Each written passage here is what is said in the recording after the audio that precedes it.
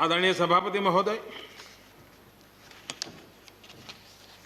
हम लोग कुछ शब्दों से बड़े परिचित हैं।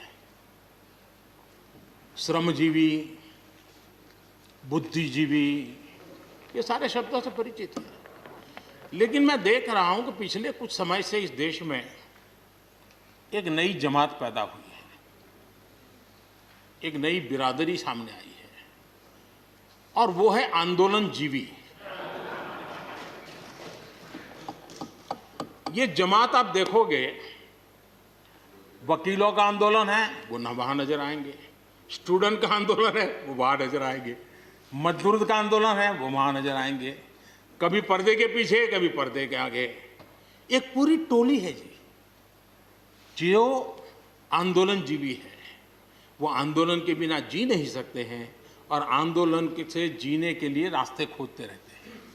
हमें ऐसे लोगों को पहचानना होगा कि वो जो सब जगह पे पहुंच करके और बड़ा आइडियोलॉजिकल स्टैंड दे देते हैं, गुमराह कर देते हैं, नए नए तरीके बता देते हैं। देश आंदोलनजीवी लोगों से बचे, इसके लिए हम सबको, और ये उनकी ताकत है। उनका क्या है, खुद खड़ा नहीं कर सकते चीजें, किसी की चल रही तो जाके बैठ जाते हैं।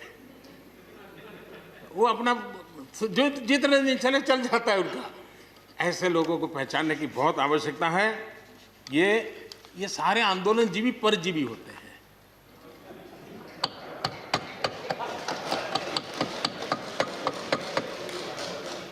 और यहां पर सब लोगों को मेरी बात से आनंद इसलिए होगा कि आप जहां जहां सरकारें चलाते होंगे, आपको भी ऐसे परजीवी आंदोलनजीवियों का अनुभव होता हो।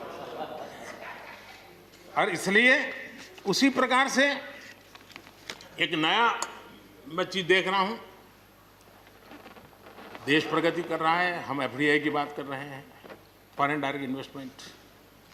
लेकिन मैं देख रहा हूं इन दिनों एक नया एफडीआई मैदान में आया है। ये नए एफडीआई से देश को बचाना है जी। एफडीआई चाहिए, फॉरेन डायरेक्ट इन्वेस्टमेंट। लेकिन ये जो नया एफडीआई नजर का आ रहा है, ये नए एफडीआई से जरूर बचना होगा। और ये नया एफडीआई है फॉरेन डिस्ट्रक्टिव आइडियोलॉजी,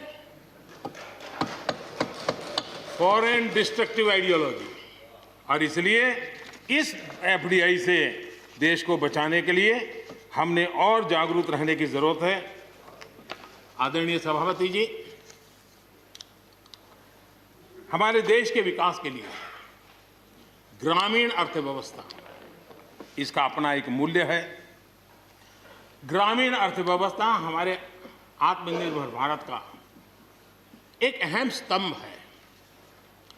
आत्मनिर्भर भारत ये किसी सरकार का कार्यक्रम नहीं हो सकता है और होना भी नहीं चाहिए। ये 130 करोड़ देशवासियों के संकल्प होने चाहिए। हमें गर्व होना चाहिए और इसमें कोई दुविधा नहीं होनी चाहिए। और महात्मा गांधी जैसे महापुरुषों ने हमें यही रास्ता दिखाया था। अगर हम वहां से थोड़े हट गए हैं तो वापस उस पटरी पर आने की जरूरत है और आत्मनिर्भर भारत के रास्ते पर हमको बढ़ना ही होगा। गांव और शहर की खाई को अगर हमें पाटना है तो उसके लिए भी हमें आत्मनिर्भर भारत की ओर बढ़ना ही होगा। और मुझे विश्वास है कि हम उन बातों को लेकर के जब आगे बढ़ रहे हैं तो हमारे देश के सामान्य मानवी का विश्वास बढ़े। जैसे अभी प्रश्नोत्तर काल के अंदर जल जीवन मिशन की चर्चा हो रही थी। इतने कम समय में 3 करोड़ परिवारों तक घर में पीने का पानी पहुंचाने का, नल कनेक्शन देने का काम हो चुका है।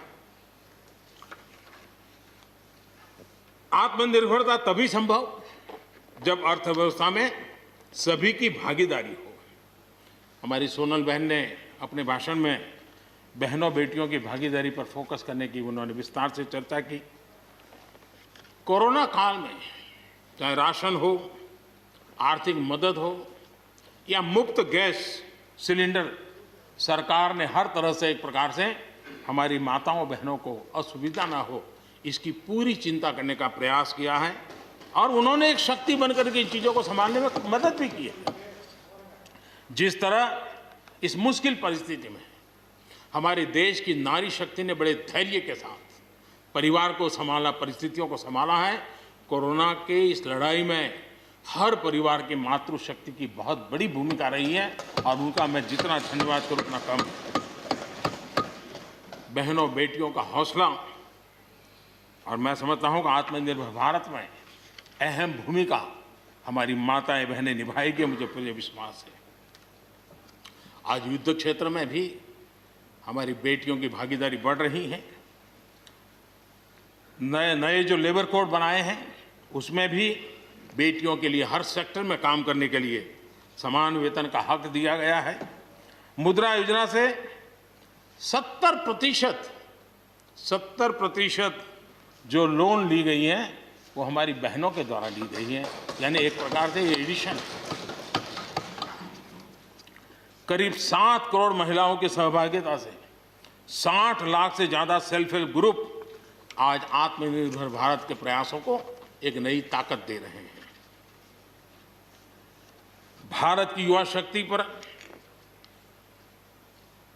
हम जितना जोर लगाएंगे, हम जितने अवसर उनको देंगे, मैं समझता हूं कि वो हमारे देश के लिए, भविष्य के लिए, उज्जवल भविष्य के लिए एक मजबूत नींव बनेंगे। जो राष्ट्रीय एजुकेशन पॉलिसी आई है, उस राष्ट्रीय एजुकेशन पॉलिसी में भी हमारी युवा पीढ़ी के लिए नए अवसर देने का प्रयास हुआ है और मुझे खुशी है कि एक लंबा अरसे समय गया एजुकेशन पॉलिसी पर चर्चा में, लेकिन उसकी स्वीकृति जिस प्रकार से देश में हुई है, एक नया विश्वास पैदा किया है और मुझे विश्वास है कि ये नई एजुकेशन पॉलिसी, नई राष्ट्रीय शिक्षा नीति हमारे देश के लिए एक नए तरीके से पढ़ने का विचार दिखा आगे। हमारा एमएसएमई सेक्टर, रोजगार के सबसे ज़्यादा अवसर एमएसएमई सेक्टर को मिल रहे हैं और जब कोरोना काल में जो स्टिमुलस की बात हुई उसमें भी एमएसएमई पर पूरा ध्यान दिया गया और उसी का परिणाम है कि आर्थिक रिकवरी में आज हमारे एमएसएमई बहुत बड़ी भूमिका निभा रहे हैं और हम इसको आगे बढ़ा रहे हैं। हम लोग प्रारंभ से सबका साथ, सबका विकास, सबका विश्वास का मंत्र लेकर के चल रहे हैं और उसी का परिणाम है कि नॉर्थ ईस्ट हो या नक्सल प्रभावित क्षेत्र, धीरे धीरे वहाँ हमारी समस्याएं कम होती जा रही हैं और समस्याएं कम होने के कारण, सुख और शांति का अवसर पैदा होने के कारण विकास की मुख्य धारा में ये हमारे सभी साथियों को आने का अवसर मिल रहा है और भारत के उज्जवल भविष्य में ईस्टर्न इंडिया बहुत बड़ी भूमिका निभाएगा, ये मैं साफ देख रहा हूँ और उसको हम पूरी मजबूती से काम। मैं आदरणीय गुलाम नबी जी को सुन रहा था, वैसे भी बड़ी मृदुता, सौम्यता और कभी भी कटु शब्द का उपयोग न करना, ये गुलाम नबी जी की विशेषता रही है और मैं मानता हूं कि हम सभी जो सांसदगण हैं उन्होंने उनसे ये सीखने जैसी चीज़ है और इसलिए मैं उनका आदर भी करता हूं। और उन्होंने जम्मू कश्मीर में जो चुनाव हुए उसकी तारीफ की। उन्होंने कहा कि बहुत लंबे समय से, और उन्होंने ये भी कहा कि मेरे दिल में जम्मू कश्मीर विशेष है और स्वाभाविक भी है, उनके दिल में ये होना, पूरे हिंदुस्तान के दिल में जम्मू कश्मीर उसी भाव से भरा पड़ा हुआ है। जम्मू कश्मीर आत्मनिर्भर बनेगा उस दिशा में हमारा, वहाँ पंचायत के चुनाव हुए, बीडीसी के चुनाव हुए, डीडीसी के चुनाव हुए और इन सब की सराहना गुलाम नबी जी ने की है। इस प्रशंसा के लिए मैं आपका बहुत आभारी हूँ, लेकिन मुझे डर लगता है, आपने प्रशंसा की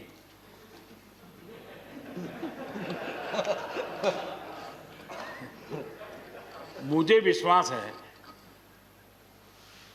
कि आपकी पार्टी वाले इसको उचित स्पिरिट में लेंगे। गलती से G23 की राय मान करके कुछ उल्टा न कर दे।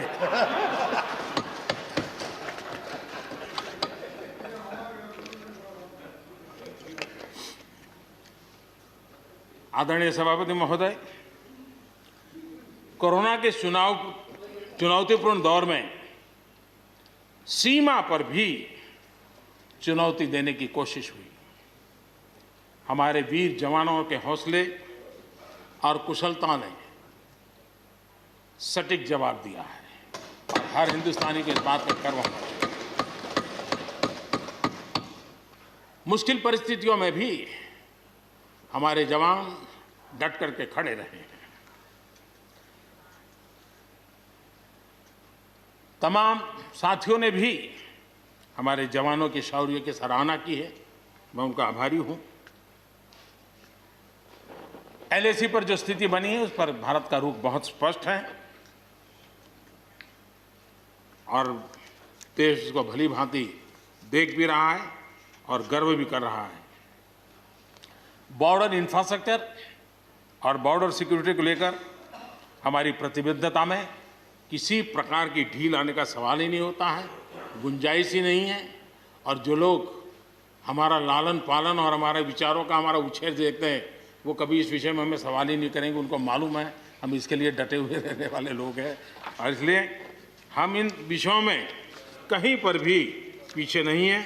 आदरणीय सभापति जी, इस सदन की उत्तम चर्चा के लिए मैं सबका धन्यवाद करते हुए आखिर में एक मंत्र का उल्लेख करते हुए अपनी वाणी को मैं विराम दूंगा।